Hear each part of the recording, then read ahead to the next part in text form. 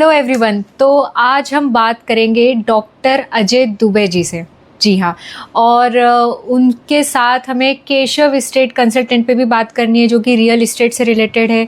इसको लेके काफ़ी ज़्यादा क्वेश्चंस है मेरे मन में, आपके मन में भी होंगे। और देखा जाए तो इसमें काफ़ी फ्रॉड, काफ़ी मिथ्स और रियल इस्टेट को लेके जितनी भी कन्फ्यूजन्स होती है, आज इन सारी क्लैरिटी पे हम बात करेंगे। साथ ही साथ उनकी जर्नी पे भी बात करेंगे, उनके एक्सपीरियंस पे भी बात करेंगे। तो आइए जानते हैं कि हमने क्या बातचीत की। नमस्कार अजय दुबे जी, आपका स्वागत है हमारे चैनल पर। आप अभी रियल इस्टेट में काम करते हैं, प्रेसिडेंट है एसोसिएशन के। थोड़ा सा डिटेल में बताएंगे कि लाइक अभी आपकी क्या पोस्ट है और अभी क्या क्या मतलब इसमें आप करते हैं। देखिए, सबसे पहले तो मैं आपको धन्यवाद करूंगा कि आज आपसे हमारी मुलाकात हुई और आपके साथ एक पॉडकास्ट करने का अवसर मिला। तो मैं मेरे बारे में बता दूं तो मैं पिछले 35 ईयर्स से रियल इस्टेट में काम कर रहा हूं और कई वर्षों से मैं रियल इस्टेट फैटर्निटी को रिप्रेजेंट कर रहा हूँ, उनका नेतृत्व कर रहा हूँ। Mira Bhayandar property dealer welfare association का मैं प्रेसिडेंट हूँ और केशव इस्टेट कंसल्टेंट जो है मेरी एक 35 ईयर पुरानी एक कंपनी है जो उसके माध्यम से हम लोग हमारा व्यवसाय जो है वो चला रहे हैं। तो 35 ईयर्स मतलब बहुत लॉन्ग टाइम होता है। आपको ऐसा क्या कुछ मोटिवेशन मिला कि आपने सोचा मुझे रियल इस्टेट में जाना है? नहीं, देखिए, मैं सबसे पहले तो बताऊं कि मेरे फादर ने ये बिज़नेस स्टार्ट किया था। और उस समय मैं पढ़ाई भी कर रहा था और साथ में रियल इस्टेट का भी काम सीख रहा था मेरे पिताजी से। तो मुझे याद है कि मैं जब काम सीख रहा था उस समय मैंने एक रेंटल का काम किया था जिसमें 500 रुपीज़ की ब्रोकरेज मुझे आई थी। कौन से ईयर की बात है? मैं ये 90s की बात बता रहा हूँ। जब भी मीरा भाईंदर में, मतलब मीरा रोड की बात बताऊं तो अभी जहां हम बैठे हैं यहाँ से बैठ के मैं सेक्टर 5 देखता था डायरेक्ट। मतलब इतना खाली रहता पूरा खाली, पूरा तालाब पानी जंगल, पूरा इस तरीके का माहौल था। बहुत हार्डली लोग यहाँ पे रहते थे। कोई law and order Mira Bhayandar में नहीं था, कोई व्यवस्था नहीं थी। इनफैक्ट जो मूलभूत एक जो हमारी ज़रूरत होती है पानी की, तो पानी भी हम लोग स्टेशन पे एक नल का कनेक्शन हुआ करता था। अच्छा। और वहाँ से हम लोग पानी का कैन 20 लीटर का कैन लेके जाते थे और वहाँ से हम भर के लेके आते थे। तो उस समय मतलब वो सर्वाइवल पोजीशन थी हमारी। तो ऐसे हमने अपनी जर्नी स्टार्ट करी। उस समय जितनी अभी हम बातें कर रहे हैं, अगर हम उस टाइम पे अगर इतनी बात करते तो कम से कम 200 मच्छर मुँह में घुस जाते थे। वो परिस्थिति थी मीरा भाईंदर की। तो मीरा भाईंदर को एकदम ट्रांसप्लांट होते हुए देखा है मैंने, किस तरीके से यहाँ पे लोग पहले रहते थे और आज मीरा भाईंदर क्या है। तो एक बहुत लंबी जर्नी रही है और बहुत सारे स्ट्रगल भी आए, बहुत सारा उतार चढ़ाव भी देखा। रियल इस्टेट में भी बहुत सारे ऐसे सिचुएशन आई कि कई लोग उस समय रियल इस्टेट छोड़ भी दिए कि भाई इसमें, लेकिन हम लोग चूँकि हमारे पास और कोई ऑप्शन नहीं था तो हम उसमें लगे रहे और आज रियल इस्टेट जो है एक अच्छा बिज़नेस है। और मुझे लगता है कि यहाँ पे बड़े बड़े लोग जो है आज की तारीख में रियल इस्टेट में इन्वॉल्व हो रहे हैं और अच्छा व्यवसाय कर रहे हैं। मतलब आपने बताया ये 90s की बात है, जब इतना खाली रहता था, डिमांड बहुत कम होगी प्रॉपर्टीज़ की, कोई यहाँ रहता नहीं था। तो ऐसे टाइम पे आपको नहीं लगा कि नहीं यार दूसरा कोई फील्ड ट्राई करना चाहिए, क्योंकि इसमें बहुत ज़्यादा मेहनत लगेगी, कब डेवलप्ड होगा, कब लोग आएंगे, कब प्रॉपर्टीज़ बनेगी, तो ये तो बहुत लॉन्ग टर्म प्रोसेस होगा। नहीं, बिल्कुल। देखिए, रियल इस्टेट मैं हमेशा बोलता हूँ कि रियल इस्टेट ही रियल है। मेरा एक टैगलाइन है जो मैं पूरे मुंबई महाराष्ट्र में चलाता हूँ। मेरे सभी दर्शकों को बताना चाहता हूँ कि रियल इस्टेट ही रियल है और रियल इस्टेट जो है ना एक विजनरी बिजनेस है। इसमें हर कोई जो है ना सर्वाइव नहीं कर पाता। अगर जिसके पास सोच है, जिसके पास पेशेंस है। उस समय चैलेंजेस बहुत थे लेकिन एक नया एरिया पूरा डेवलप हो रहा था उस समय। मीरा भाईंदर पूरा एक ग्रोइंग सिचुएशन में था, बहुत सारे स्कोप्स थे, बहुत सारे यहाँ पे अपॉर्चुनिटी थी। तो हमको लगता था कि आज नहीं कल ये ज़रूर डेवलप होगा। हाँ, ये नहीं मालूम था कि उस ज़माने में जब हम यहाँ पे 1 BHK का फ्लैट 3 लाख रुपीज़ में बेचते थे, आज की तारीख में यहाँ पे 12 लाख रुपए की पार्किंग मिलती है। मतलब आप सोचिए कि एक फ्लैट 3 लाख रुपीज़ के प्राइस में मिल जाता था उस समय, 300, 350, 400 फुट कारपेट का। आज की तारीख में खाली 11-12 लाख रुपए की पार्किंग मिलती। तो मतलब वो एक विज़न था हमारा। हमको मालूम था कि मीरा रोड आज नहीं कल ग्रो होगा, अपॉर्चुनिटीज़ आएंगी। चूँकि ये मुंबई से सटा हुआ है तो वो भी एक बहुत बड़ा फैक्टर था। और आज मीरा भाईंदर मुझे लगता है कि सबब का सबसे फास्टेस्ट ग्रोइंग सिटी है। आज अगर आप मीरा भाईंदर में बात करें तो मीरा भाईंदर में लोग बोलते हैं कि क्या है, और मैं ये बोलता हूँ कि मीरा भाईंदर में क्या नहीं है। आज अगर हम अपने टाउन से अगर कंपेयर करें, सबब से हम कंपेयर करें, तो आज मीरा भाईंदर में सीमेंट की रोड है। आज यहाँ पे बड़े बड़े स्कूल्स, कॉलेजेस हैं, बड़े बड़े मल्टीप्लेक्सेस हैं, बड़े जितने भी ब्रांड्स जिसको हम या आज की जो जनरेशन है जो पसंद करती है, जो वो सारी चीज़ें हमारे मीरा भाईंदर में है। सब हाई राइज टावर है। एक ज़माने में 2 महले 3 महले की बिल्डिंगें बना करती थी, आज 50-55 महले के टावर्स। कुछ नहीं से बहुत कुछ बन गया, बहुत कुछ बन गया। आज मीरा रोड एकदम मैं बताऊं तो अभी लोअर क्लास और लोअर मिडिल क्लास के लोगों के रेंज से बाहर चला गया है मीरा रोड। तो ये जो शिफ्ट था ये आपने कब नोटिस करा? मतलब तब तो लोग नहीं रहते थे, बट कौन से सन में आपने शिफ्ट थोड़ा नोटिस करा कि थोड़ा पॉपुलेशन बढ़ रहा है, डिमांड्स बढ़ रही है, न्यू अच्छे कंस्ट्रक्शंस हो रहे हैं? देखिए, ये जो है ना, पहले हमारी ये एक नगर पंचायत हुआ करती थी। ओके। मीरा भाईंदर, ठीक है। फिर धीरे धीरे नगर पालिका बनी। हाँ। और इसके बाद मुझे लगता है कि 90s के बाद, मुझे लगता है 2000 के बाद जब महानगर पालिका बनी, हाँ, तब यहाँ पे फैसिलिटीज़ चालू हुई। हमारे यहाँ के सारे नेताओं को मैं धन्यवाद करूँगा। उन लोगों का बड़ा रोल रहा है मीरा भाईंदर को बहुत आगे ले जाने में। हमारे प्रथम जो यहाँ के एमएलए थे, स्वर्गीय गिलबर्ट जॉन मेंडोसा जी, वो यहाँ के एमएलए थे। उन्होंने काफ़ी कुछ मीरा भाईंदर को चेंज किया। उसके बाद फिर मुजफ्फर साहब आए, उन्होंने भी काफ़ी अच्छा मीरा भाईंदर को ग्रो कराया। इसके बाद नरेंद्र मेहता जी आए।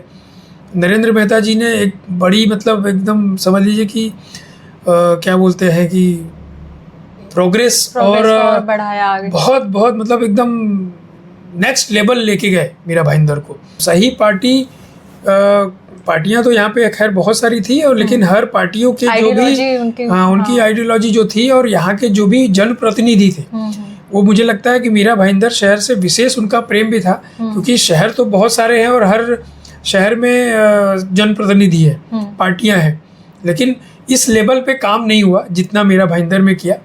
और मैं समझता हूँ कि जैसे हमारे यहाँ के महापौर ने, यहाँ के कमिश्नर ने, यहाँ के नेताओं ने जो मीरा भाईंदर को इस लेवल पे लेके आए, उसी पैटर्न में मैं समझता हूँ कि हमारी जो फर्टिनिटी है, रियल एस्टेट के जो चैनल पार्टनर्स हैं, हमारी जो इंडस्ट्री। चैनल पार्टनर्स क्या होता है? चैनल पार्टनर्स एक ज़माने में हमको दलाल बोला जाता था। ओके। ठीक है, कि ये तो 2 टके के दलाल हैं। इसके बाद फिर उसको धीरे धीरे ट्रांसफॉर्म हुआ वो, तो उसके बाद ये हुआ कि ब्रोकर, फिर ब्रोकर से धीरे धीरे चेंज हुआ तो कंसल्टेंट हुआ। इसके बाद फिर ये हुआ कि अभी चैनल पार्टनर्स, जिसको शॉर्ट में हम सीपी बोलते हैं, सीपी चैनल पार्टनर्स। अभी हमको एम्बेसडर बोला जाता है, ब्रांड एम्बेसडर रियल एस्टेट का। तो ऐसे बहुत सारे नाम से नवाजा गया हमारी इंडस्ट्री के लोगों को।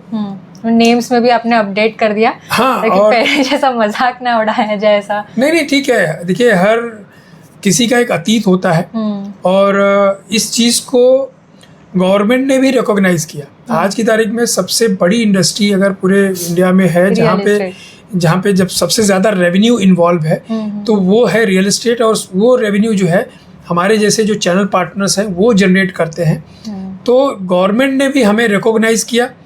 और इसके बाद पहले के ज़माने में, आप तो बहुत छोटे थे होगे उस समय, या शायद पैदा भी नहीं हुए होगे, उस ज़माने में रियल एस्टेट चैनल पार्टनर्स को लोन नहीं मिला करता था। ओके। उनको, उनकी जो प्रोफाइल होती थी वो नेगेटिव होती थी कि भाई ये इनका कोई फिक्स बिजनेस नहीं है, इनकी फिक्स कोई इनकम नहीं है, कल को ये हो सकता है कि कोई चीज़ का लोन लेवे और भर नहीं सपोर्ट नहीं करती थी ऐसे बिजनेस को। नहीं, तो उस समय इतना रिकॉग्नाइज नहीं थे, और ये इंडस्ट्री भी इतनी क्या बोलते हैं उसको, बहुत छोटी थी, छोटी भी थी और बड़ी भी थी, लेकिन इतना ऑर्गेनाइज्ड रूप से नहीं थी। तो जब हम लोग ऑर्गेनाइज्ड हुए, अपने आप को अपग्रेड किए, अपडेट किए सारी चीज़ों को, तो गवर्नमेंट को भी लगा कि यार ये इंडस्ट्री में अभी लोग सिस्टमेटिकली काम करें, तो गवर्नमेंट फिर ना रेरा लेके आई। तो महारेरा जब आया, महारेरा में हमको भी रिकॉग्नाइज किया गया। जैसे एडवोकेट को सर्टिफिकेट मिलता है जब वो अपनी पढ़ाई कंप्लीट कर लेते हैं, डॉक्टर को एक सर्टिफिकेट मिलता है, सीए को सर्टिफिकेट मिलता है, क्या ऑथराइज्ड पर्सन है, वैसे ही महाराष्ट्र गवर्नमेंट ने हमारे जैसे सभी चैनल पार्टनर्स को रेरा का सर्टिफिकेट दिया। तो अभी हमको भी 18 डिजिट का एक हमारा रजिस्ट्रेशन नंबर है, और वो रजिस्ट्रेशन नंबर अब हमको रियल एस्टेट को पढ़ के उसको एग्जामिनेशन में बैठना पड़ता है। अगर हम उसमें पास होते हैं तब जाके अब ये रियल एस्टेट का। और इसमें कैसे अप्लाई करते हैं? इसका एक प्रोसेस है, ऑनलाइन प्रोसेस है। इसको आप फॉर्म भरना पड़ता है आपको, इसके बाद 20 आवर्स की ऑनलाइन ट्रेनिंग लेनी पड़ती है। अच्छा, मतलब वो पहले ही बता देते हैं आपको, पढ़ा देते हैं, हाँ, तो उसी बेसिस पे वो एग्जामिनेशन लेते हैं। एग्जाम में जब आप पास होते हैं तब जाके आपको वो सर्टिफिकेट जनरेट होता है, तब जाके आप रियल एस्टेट। कितने मार्क्स का ये एग्जाम? 100 मार्क्स का पेपर होता है, जिसमें 40 मार्क्स जो है पासिंग मार्क्स होते हैं। अच्छा। और ये भी गवर्नमेंट ने कब लाई, क्योंकि कंज्यूमर ऐसे बहुत सारे फंसने लगे इसमें। अभी सपोज कोई भी कस्टमर मेरे पास आए और मैं इमीडिएटली अपनी कुछ परसेंटेज कमीशन के लिए मैं उसको किसी भी प्रोजेक्ट में ले जाके फ्लैट दिला। गवर्नमेंट ने बोला कि अब ये काम जो है, जो रियल एस्टेट को पढ़ के आएगा वही ये काम कर सकता है। तो फिर उसमें गवर्नमेंट ने एग्जामिनेशन का पैटर्न लाया, और अभी हम रियल एस्टेट को पढ़ते हैं, पढ़ के इसके बाद एग्ज़ाम देते हैं, और उसमें जब हम पास होते हैं तब जाके हम ये रियल एस्टेट का काम कर सकते हैं, जिसमें कंज्यूमर भी सेफ, ब्रोकर भी सेफ। पर पब्लिक को तो नहीं पता है कि ऐसा कुछ है, कि ऐसा उनको जैसे लॉयर डॉक्टर्स का तो उनको पता है कि भाई डिग्री होनी चाहिए, ये लोग प्रैक्टिस करना अलाउड है, बट रियल एस्टेट लोगों के पास भी ऐसी डिग्री होती है, ऐसा नहीं पता लोगों को।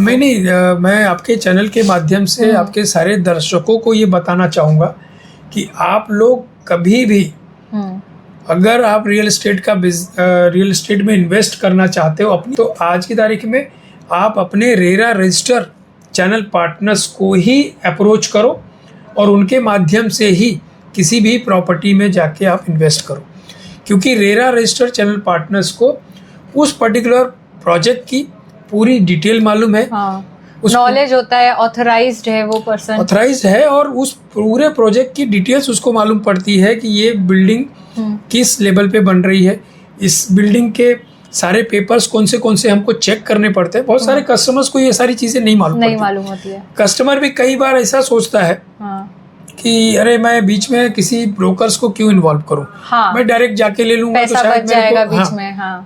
लेकिन मैं आपको बताऊं कि वो शायद 1% 2% आप बचाने के लिए आप बिल्डर के पास डायरेक्ट जाते हो। सबसे पहले तो बिल्डर आपको जो मार्केट का रेट रहता है ना, उससे आपको 2 पैसा ज्यादा में बेचता है। क्यों ऐसा? क्योंकि कस्टमर को मालूम नहीं रहता कि रेट क्या चल रहा है डेवलपर का। सीपी को मालूम होता है, सीपी उसके यहाँ पे ऑलरेडी डील कर चुका रहता है, उसको मालूम रहता है कि ये प्रोजेक्ट, ये फ्लैट इसका क्या भाव में बिकेगा। तो आप अगर किसी ब्रोकर के थ्रू जाओगे तो वो ब्रोकर आपको सही रेट दिलाएगा, और उसके साथ साथ आपके डॉक्यूमेंटेशन पूरा वो चेक करके बताएगा कि ये प्रोजेक्ट जो है अप्रूव्ड है क्या रेरा में, इसका टाइमिंग क्या है, और भी बहुत सारे ऐसे फायदे जो है वो आपका चैनल पार्टनर्स आपका करा सकता है। इसलिए हमारे सभी ग्राहकों तो ऐसे बिल्डर से लेकर ब्रोकर तक कितने लोग बीच में चैनल में होते हैं? कोई नहीं होता है। जैसे बिल्डर अपना प्रोजेक्ट बनाता है, ब्रोकर अपनी ऑफिस में बैठता है। अगर कोई कस्टमर हमारे पास आता है, हम इमीडिएटली डायरेक्टली बिल्डर के पास उसको बिठा के और उसके सामने वो डील को कराते हैं। रेट्स के बारे में सारी ट्रांसपेरेंसी, उस प्रोजेक्ट के बारे में पूरी इंफॉर्मेशन, और प्लस जो रेट जो होता है वो हमको पता होता है कि ये प्रोजेक्ट या किस भाव में बिकना चाहिए, इस पर्टिकुलर फ्लैट का क्या रेट होना चाहिए वो हमें मालूम होता है। इसलिए हम उसमें जाके उस कस्टमर के बिहाफ से हम अच्छा खासा नेगोशिएट करते हैं और कस्टमर का फ़ायदा करा के देते हैं। आपके लाइक फोर फादर सब शुरू से मीरा रोड में ही रहते थे? नहीं, हम लोग को बेसिकली कहाँ से हो? हम लोग हैं उत्तर प्रदेश से बिलोंग करते हैं। मेरे फादर के फादर, मेरे दादाजी का जो था वो बिजनेस था तबेले का। अच्छा। हाँ, हम लोग का अंधेरी में तबेला हुआ करता था, तो वहाँ पे हम लोग के दूध का बिजनेस था। इसके बाद फिर हम लोग मीरा भाईंदर आए, तो यहाँ पे मेरे फादर ने रियल एस्टेट की फर्म पहली बार स्टार्ट करी।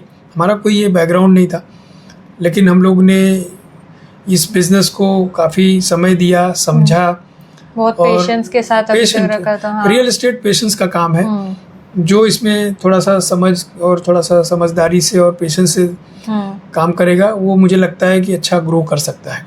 तो केशव एस्टेट कंसल्टेंट, मतलब ये नाम क्यों इसके पीछे? हाँ, मेरे फादर जो हैं वो कृष्ण भगवान के बड़े भक्त हैं। ओके। और कृष्ण भगवान का नाम है केशव, तो उन्होंने केशव के नाम पे ये फर्म जो है उस ज़माने में स्टार्ट करी थी, और मैं उसी लेगेसी को आगे बढ़ा रहा हूँ। अभी मेरे जो बेटे हैं वो भी अभी इसी फील्ड में आ गए हैं, और अभी वो इस लेगेसी को आगे बढ़ा रहे हैं। जनरेशन टू जनरेशन चलता आ रहा है, परंपरा हो गई है ये घर की। रियल एस्टेट मैं इतने साल से रहता हूँ, काम कर रहा हूँ, तो इसमें मुझे हमारी पूरी रियल एस्टेट इंडस्ट्री की जो हमारी एसोसिएशन है, उसकी एसोसिएशन की कमेटी ने मुझे इसमें लीड करने का मौका दिया। और मैं काफ़ी सालों से रियल एस्टेट फैटर्निटी को, खास करके हमारे चैनल पार्टनर्स को, उनके ग्रोथ के लिए, उनके बिजनेस के लिए, उनके बहुत सारी ऐसी चीज़ों के लिए हमारी ये एसोसिएशन जो है वो काम कर रही है कि वो कैसे अपग्रेड। आपका रोल क्या होता है इसमें? रोल जैसे हमारी एसोसिएशन है, एसोसिएशन में कोई भी नया अपडेट, पुलिस डिपार्टमेंट से कोई ऐसी इन्फॉर्मेशन आती हो जो हमारे सभी रियल एस्टेट चैनल पार्टनर्स के लिए इन्फॉर्मेटिव है, वो सारी इन्फॉर्मेशन हम हमारे सभी चैनल पार्टनर्स को हमारे एसोसिएशन के माध्यम से प्रोवाइड करते हैं। कई बार ऐसा होता है कि कोई समस्या हो जाती है किसी कस्टमर और हमारे चैनल पार्टनर्स के बीच, या किसी चैनल पार्टनर्स और डेवलपर के बीच, तो उसमें जो है हमारी ये एसोसिएशन जो है वर्क करती है, उनके लिए एक ब्रिज का काम करती है। कोई ऐसी समस्या होती है तो हम लोग उसमें बीच में इन्वॉल्व होके और उसमें इसको रिजॉल्व कराते हैं। मतलब ओवरऑल आप ये बोलें तो हमारे सभी रियल एस्टेट चैनल पार्टनर्स के जनहित के लिए ये हमारी जो एसोसिएशन है वो काम करती है। उनके बहुत सारे ऐसे इश्यूज होते हैं जिसको हम लोग अपने माध्यम से रिजॉल्व करने की कोशिश करते हैं, और प्लस उनको भी ये गाइड करते हैं कि जेन्युइन तरीके से कैसे काम किया जाए, कोई भी कस्टमर के साथ चीट ना हो। अगर कोई ऐसा चैनल पार्टनर कोई करता है तो हम अपने चैनल पार्टनर्स के खिलाफ भी हम एक्शन लेते हैं। अगर कोई कस्टमर आके बोला, तो कोई डेवलपर आके बोला कि भाई ऐसा हुआ है कुछ अभी तक कोई? हाँ, कई ऐसे चैनल पार्टनर्स के साथ हुआ है जो आके अपोलॉजी किया है, सॉरी बोला है, दोबारा नहीं करने का कमिटमेंट दिया है। सामने हम लोग कोशिश करते हैं। अभी कितने लोग, मेंबर्स कितने हैं? देखिए, अभी अगर मैं मीरा भाईंदर की बात करूं तो यहाँ पे करीब 2500 के लगभग चैनल पार्टनर्स हैं जो रेरा के रजिस्टर्ड चैनल पार्टनर्स हैं। और भी जैसे जो रीसेल या रेंटल के काम करते हैं जो रेरा जिनको एप्लीकेबल नहीं होता है, ऐसे सब मिला के जो घर से इधर उधर से ऐसे बहुत सारे चैनल पार्टनर्स हैं जिनको अगर अपन काउंट करने जाएं तो 10,000 के ऊपर है। तो मतलब इतनी छोटी सी टेरिटरी में अगर हम अपना काउंट देखें ना, तो हम लोग 10,000 के लगभग मीरा भाईंदर में हमारे चैनल पार्टनर्स हैं। और आज उसका ही एक नतीजा है कि हमारे मीरा भाईंदर में जितने भी प्रोजेक्ट्स आ रहे हैं वो सब बड़े इजीली बिक रहे हैं, क्योंकि आज की तारीख में 80 से 90% फ्लैट जो है हमारे चैनल पार्टनर्स के माध्यम से बिकते हैं। और इसलिए हमारे डेवलपर को कोई चैलेंज नहीं। आज हमारे मीरा भाईंदर में ये लोकेशन वाइज सेट होते हैं चैनल पार्टनर, जैसे मीरा भाईंदर का एक? नहीं तो मीरा भाईंदर चैनल पार्टनर्स की एक खास क्वालिटी है कि ये पर्टिकुलर जिस लोकेशन में है जरूरी नहीं कि उसी लोकेशन में काम करें। अच्छा। यहाँ का ब्रोकर बैठ के पालघर से लेके विरार से लेके चर्च गेट तक, इनफैक्ट दुबई तक काम कर रहे हैं। ओके। तो ये हमारे मीरा भाईंदर एरिया के जो सीपीज हैं उनकी ये खासियत है कि वो यहाँ से बैठ के ओवरऑल जहाँ की भी इंक्वायरी जनरेट होती है वो काम करते हैं। किसी का कोई ऐसा पॉकेट नहीं है। अगर मैं आज मीरा भाईंदर में बैठा हूँ तो इट मीन्स कि मैं खाली मीरा भाईंदर से सीमित नहीं हूँ, मैं इंटरनेशनली भी काम कर रहा हूँ, मैं चर्च गेट में भी काम कर रहा हूँ, मैं बोईसर पालघर डिस्ट्रिक्ट में भी काम कर रहा हूँ। तो आज जो है ऑनलाइन जो बिजनेस हो गया है उस माध्यम से हर आदमी की रीच है। और हमारी जो कम्युनिटी है, जैसे एसोसिएशन बोलते हैं, वो एसोसिएशन के जैसे हमारी एसोसिएशन है वैसे पूरे मुंबई, महाराष्ट्र, दिल्ली, गुजरात, कलकत्ता, बेंगलोर, स्टेट वाइज, सब स्टेट वाइज सारी एसोसिएशन है। हाँ। तो वो सारी एसोसिएशन के साथ हमारा जुड़ाव है। ओके। तो इसलिए हम बैठ के कहीं भी कोई भी एरिया में हम लोग काम कर सकते हैं, क्योंकि हमारा एक नेटवर्किंग अच्छा है। तो इसलिए रेंज सबकी बहुत जबरदस्त है। कहीं भी किसी रेंज में हमारा कोई भी चैनल पार्टनर काम कर सकता है। कोई न्यू कमर जैसे इंटरेस्ट आता है, जैसे आपने आपके फादर को देख के सीखा, बट किसी के घर में बैकग्राउंड नहीं होता है, तो वो कैसे इसमें स्टार्ट कर सकते हैं? कहाँ पर उनको गाइडेंस मिल सकती है? देखिए, आज की तारीख में रियल एस्टेट ऐसा बिजनेस है, मैं आपको बताऊं कि बड़े बड़े बिजनेस में इतना इनपुट नहीं है, पहली बात। दूसरा, अच्छे खासे जॉब जिनकी अच्छी खासी लाखों रुपए में सैलरी हुआ करती थी, ऐसे लोग भी, चाहे वो होटल इंडस्ट्री हो, चाहे और भी कोई भी बड़ी बड़ी इंडस्ट्री हो, वहाँ से लोग माइग्रेट करके ना स्विच किया है रियल एस्टेट में, और रियल एस्टेट में अच्छा ग्रोथ हुआ है उनका। ऑल्सो मेरे को ये पूछना है कि अभी आप कितने वर्किंग आवर देते हैं इसमें, रियल एस्टेट में? देखिए, आज की तारीख में एक ज़माना था जब लोग बोलते थे कि रियल एस्टेट एक पार्ट टाइम जॉब है, ठीक है, थोड़ा सा इसको कर लिया, थोड़ा सा इंश्योरेंस का काम कर लिया, थोड़ा सा नेता भी गिरी भी कर लिया। लेकिन आज की तारीख में मुझे ऐसा लगता है कि अब कोई भी काम पार्ट टाइम नहीं रहा। अगर आपको सपोज अगर रियल एस्टेट में काम करना है तो आपको 24/7 अपना देना पड़ेगा। ऐसा नहीं कि 24 घंटा काम करो, लेकिन आपको मतलब पूरे डेडिकेशन एक्टिव आपको रहना है। Yes yes. बट आप पर्सनली कितना टाइम इन्वेस्ट करते हैं? 8 आवर्स, 10 आवर्स, 6 आवर्स? देखिए, अभी जनरली हमारा वर्किंग आवर तो मॉर्निंग 11 to 7 है, कॉर्पोरेट टाइमिंग जो कॉर्पोरेट रहता है। टाइम। और उसके बाद भी अगर कई कस्टमर अगर कोई आ गया तो उस समय हम घड़ी नहीं देखते कि भाई ये तो 8 बजे के बाद आ रहा है तो मेरे पास टाइम नहीं है। अगर कोई 10 बजे आया तो उसके लिए भी हम तत्पर हैं, कोई 11 बजे भी आया। कई बार ऐसा भी हुआ है कि कस्टमर आया है तो 12 बजे रात को हम बिल्डर के ऑफिसेस में बैठे रहते हैं और 12, 12:30, 1 बज जाता है कोई भी डील की क्लोजिंग होने में। ओके। तो इसमें टाइम फैक्टर तो हम देखते ही नहीं है, लेकिन हाँ, उसका एक जो प्रॉपर टाइम है वो यही है, वर्किंग आवर्स। लेकिन अपना बिजनेस है, इसमें हम कोई किसी की नौकरी तो कर नहीं रहे कि भाई हम 10 बजे से लेके जैसे 7 बजे हम अपना पैकअप कर रहे हैं और चले गए। ये अपना खुद का बिजनेस है तो हमको इसमें अपना पूरा भरपूर। बहुत से लोगों को लगता है कि side by side real estate करके देखते हैं। नहीं, तो मैं क्या बोला, आज की तारीख में कोई भी बिजनेस पार्ट टाइम नहीं है। आप अगर ये सोचोगे कि यार मैं थोड़ा सा इसमें, थोड़ा सा उसमें, थोड़ा सा उसमें, तो आपको जो ग्रोथ चाहिए ना वो नहीं मिलेगा। आपको किसी भी एक पर्टिकुलर फील्ड में अपना 100% देना पड़ेगा, तभी जाके उसमें आपको सर्वाइवल मिलेगा। स्टार्टिंग में मतलब क्या करना चाहिए न्यू कमर को? फिर स्टार्टिंग में तो सबसे पहले तो मैं ये बोलूँगा कि आपको अगर रियल एस्टेट में आना है तो रियल एस्टेट को पढ़ना पड़ेगा। रेरा को पढ़ना पड़ेगा। ये कहाँ मिलते हैं? लाइक ये ऑनलाइन सिस्टम है। कोई भी, अगर मैं आपके चैनल के माध्यम से मैं बताना चाहूँगा, अगर किसी को भी रेरा में जाना है, रियल एस्टेट में आना है, रियल एस्टेट बिजनेस करना है, तो वो मुझे संपर्क कर सकता है। मैं उसको पूरी तरीके से अपना जो पूरा एक्सपीरियंस, अनुभव है, और भी आगे जो भी ऐसे लगता है कुछ चैलेंजेस है, उसमें भी हम आपको पूरा गाइड करेंगे। रेरा में पहले पढ़ो, रेरा का एग्जामिनेशन दो, उसमें पास हो जाते हो तो आप घर से भी ये काम कर सकते हो। अगर आपको 2-4 काम आपके हो गए तो अच्छा ऑफिस लो। और हमारी एसोसिएशन का मेंबरशिप लेना बहुत ज़रूरी है कि कभी कभी इसमें चार्जेस होते हैं मेंबर बनने में? यस। कितना चार्ज होता है? डिपेंड करता है, उसमें ईयरली उसका प्लान मतलब होता है कि उसका 2500 रुपीज़ मेंबरशिप होती है 3 इयर्स की। अच्छा। हमारी एसोसिएशन की। अगर आप रेरा लेने जाओगे तो उसमें 5000 समथिंग प्लस GST का उसका चार्जेस होता है। अच्छा। इसके बाद फिर आप एग्जामिनेशन में बैठोगे तो उसका 1500 प्लस GST चार्ज होता है। ओके। पास हो जाते हो तो रेरा का सर्टिफिकेट निकालने के लिए 11,000 समथिंग का उसका चार्ज होता है। तो ये सारी प्रक्रिया, जैसे हम अगर रोड पे अगर हम गाड़ी चलाते हैं तो हमारे पास लाइसेंस होना ज़रूरी होता है, राइट? हमारी गाड़ी का इंश्योरेंस होना ज़रूरी होता है। वैसे ही ना रियल एस्टेट के बिजनेस के लिए भी आपको ये सारी चीज़ें जो ऑथेंटिकेशन होती है ये बहुत ज़रूरी है। आपको इस काम में आगे बढ़ने के लिए अगर कोई भी कस्टमर हमारे पास आता है तो वो भी यही चेक करेगा, भाई आप ऑथेंटिक हो क्या, आपने कितने साल से कर रहे हो, आपका बैकग्राउंड क्या है, मैं अपना हार्ड एंड मनी आपके पीछे डालूं, कहीं आप गलत फंस नहीं जाए।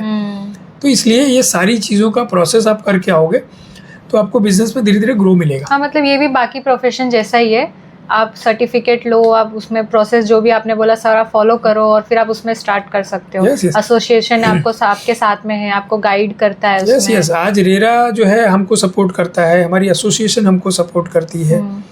तो उस हिसाब से हमको भी जेन्युइन तरीके से मार्केट में काम करना चाहिए ताकि लोगों का भला हो। और जैसा कि आपने बताया कि रियल इस्टेट एक ऐसा बिजनेस है जिसमें सारे अगर बिजनेस को अगर अपन कंपेयर करें ना तो सबसे ज़्यादा रेवेन्यू रियल इस्टेट में इन्वॉल्व होता है। आप अगर जाके किसी के यहाँ पे मोबाइल परचेस करोगे, कपड़े परचेस करोगे या जो भी XYZ, हार्डली अमाउंट का होता होगा। टीवी है, फ्रिज है, गाड़ी है, ये है वो है। लेकिन एक फ्लैट जो होता है वो मिनिमम 50 लाख, 60 लाख, 70 लाख, 80 लाख से स्टार्ट होता है। तो इतना बड़ा अमाउंट जहाँ पे इन्वॉल्व होता है तो उसके लिए हमको एक ऑथेंटिकेशन वाला बंदा चाहिए जिस पे हम भरोसा कर सके, जिसके भरोसे पे हम कहीं पे भी हमारी बुकिंग करा सके। और वो ऐसा बंदा होना चाहिए कि फ्यूचर में सपोज अगर हमने कोई कस्टमर हमारे पास आया और हमने उसको कहीं XYZ प्रोजेक्ट में बुकिंग करा दी। प्रोजेक्ट को बनने के लिए 3 साल 4 साल लगते हैं। 40 माला 50 माले की बिल्डिंग है। अब उस बीच में कभी कोई ऐसी समस्या खड़ी हो गई तो अगर कोई स्ट्रॉन्ग ब्रोकर आपके साथ है तो वो आपके साथ फाइट कर सकता है, आपके पैसे को सिक्योर करने के लिए अपनी पूरी ताकत लगाएगा। कभी भी, जैसे भी लॉकडाउन की बात करें, बहुत सारे ऐसे प्रोजेक्ट्स में लोगों ने काम किया और बुकिंग्स करा दी। लॉकडाउन हुआ तो सब बुकिंग कैंसिल होने लगी। तो बुकिंग कैंसिल होने लगी तो उसमें डेवलपर पैसे देने में डिनाई करने लगे क्योंकि बिल्डर भी परेशान थे। लेकिन उसी में अगर किसी स्ट्रॉन्ग ब्रोकर के साथ अगर किसी की बुकिंग हुई होगी तो 100% वो पैसा उसका रिफंड करा सका होगा। ब्रोकर्स भी करते हैं फाइट लोगों के लिए। यस यस, उनका जो चार्ज लेते हैं वो हालांकि कस्टमर से नहीं लेते हैं। अगर सपोज एग्जांपल के तौर पे आप मेरे पास आओगे कि भैया मुझे एक फ्लैट दिला दो, ठीक है, मैं आपको किसी भी प्रोजेक्ट में फ्लैट बुकिंग का दिला दूंगा, ठीक है, मैं आपसे ब्रोकरेज चार्ज नहीं करूंगा। क्यों मालूम है? क्योंकि मुझे ब्रोकर बिल्डर के यहाँ से 1% 2% जो भी हमको वहाँ पे मिलता है, तो हम आपसे वो चार्ज नहीं लेते। पहली बात, आपको रेट अच्छा दिला के देंगे। फ्यूचर में कभी कोई ऐसी समस्या हुई तो आपके लिए फाइट भी करेंगे। तो कहने का मतलब ये है कि कभी भी कोई किसी के भी डील में अगर एक मिडिल मैन रहता है तो बहुत उससे फ़र्क पड़ता है। आप उसके ऊपर रिलाई कर सकते हो, आप उसको बोल सकते हो, आपके लिए वो लड़ाई लड़ सकता है, बहुत सारी जगहों पे आपके साथ खड़ा रहेगा वो। तो ये सारी चीज़ें जो है इसको हमारे कस्टमर्स को इसका यूटिलाइज करना चाहिए। पर इसमें जो भी फ्रॉड्स होते हैं कि बिल्डर ने बोला प्रोजेक्ट नहीं बना उतने टाइम तक, ब्रोकर भाग गया, मिसिंग है, तो फिर ये सारे डील से कैसे बचना चाहिए लोगों को? देखिए, मैं बोल रहा हूँ ना कि आपको इस चीज़ का वेरीफाई करना पड़ेगा। हम कहीं पे मान लीजिए कि अगर आप कहीं सब्जी लेने जा रहे हो तो आप चीज़ों को उठा के देखते हो ना, पहले तो देखते हो भाई सामने वाला कौन है, ठीक है, इसके बाद फिर आप देखते हो कि क्वालिटी है क्या है, सूखी है, फ्रेश है, कैसी है, क्या है। वैसे जो है ना, आप किसी भी चैनल पार्टनर्स को भी जज करो। अगर आप मेरे पास आते हो तो आओ, पहले मेरा पूरा बैकग्राउंड चेक करो, क्या है, कैसे, मैं रिरा लेके बैठा हूँ क्या, किसी एसोसिएशन में मेंबर हूँ क्या, ये सारी चीज़ें करके तब आप उसके ऊपर रिलाई करो। क्योंकि आज बहुत सारे जो कस्टमर फंस रहे हैं ना, वो कैसे फंस रहे हैं मैं बता रहा हूँ आपको। ऑथराइज नहीं होते हो जिनके पास जाते हैं। देखिए, हम अगर आपको सर्विस देंगे उसमें हमारी एक सर्विस चार्ज होती है, ठीक है, वो बात अलग है कि हम आपसे नहीं लेते। अच्छा। लेकिन कस्टमर को क्या लगता है, अरे यार इसके पास जाऊंगा तो इसका तो लंबा चौड़ा ताम झाम है, ये है वो, तो ये मेरे को चार्ज करेगा। तो बेटर है कि किसी चलते फिरते से ले लो ना, उसको थोड़ा बहुत गुड लक दे देंगे, वो मेरा काम करके दे देगा, मेरा बर्डन कम हो जाएगा। लेकिन वो शायद 1% 2% बचाने के लिए, वो भी आपका जाता नहीं है, ब्रोकर चार्ज नहीं करता है। ब्रोकर तो आपको फ्री में ही आपको सर्विस दे रहा है, तो फ्री में सारी एडवाइस, सारा रेट, सब कुछ उसका एडवांटेज लेना चाहिए। लेकिन वो थोड़ा सा लालच के चक्कर में कि मैं अगर डायरेक्ट बिल्डर के पास चला जाऊंगा तो शायद मेरे को वहाँ पे कुछ रेट में बेनिफिट हो जाएगा या मेरा जो कमीशन है वो बच जाएगा। वो चक्कर में बिल्डर उसको रेट में भी ज़्यादा दे देता है। हम लोग तो हमारी एसोसिएशन के माध्यम से लगातार इस चीज़ को उठाते जा रहे हैं कि भाई आप लोग जो है ये सब चीज़ों को ध्यान से देखो और करो। किसी रेरा रजिस्टर जरूरी नहीं है कि पूरे मीरा भाईंदर में रेरा रजिस्टर मैं ही हूँ। मेरे जैसे यहाँ पे 2 से 2,500 हैं, लेकिन वहाँ पे जाओ, उनका बैकग्राउंड चेक करो, इसके बाद उनके साथ कोई भी डील करो, नहीं तो आप कहीं भी फंस सकते हो। आपकी हार्ड एंड मनी यहाँ पे चलते फिरते में बताया ना कि बहुत सारे ऐसे भी लोग हैं जो आपको तो जमा पूंजी पूरी लगा देते कि घर खरीदना है, और फिर आज देखिए लोग के पास जो भी जमा पूंजी होती है वो जमा पूंजी के साथ साथ सामने वाला एक्स्ट्रा बर्डन भी लेता है, क्योंकि आज की तारीख में 1 करोड़ का किसी को घर लेना है तो 1 करोड़ तो किसी के पास नहीं, हार्डली 10 लाख 20 लाख 25 लाख होगा। तो सारा बाद में मालूम पड़ता है कि यार प्रॉपर्टी तो इलीगल है, लिटिगेशन है, उसमें ओसी नहीं है। तो ऐसे बहुत सारी चीज़ें होती है जो आपको चैनल पार्टनर्स गाइड करता है कि कौन सी बिल्डिंग में किसकी पूरी सीसी आ गई है, किसकी नहीं है, क्या इश्यूज़ है। वो सारा एक जेन्युइन और रेरा रजिस्टर्ड चैनल पार्टनर्स ही आपको गाइड करता है और उसी के माध्यम से ही जाना चाहिए। काफ़ी अच्छा था ये सब्जेक्ट और बहुत ही मज़ा आया आपसे बात करके। Thank you so much. Thank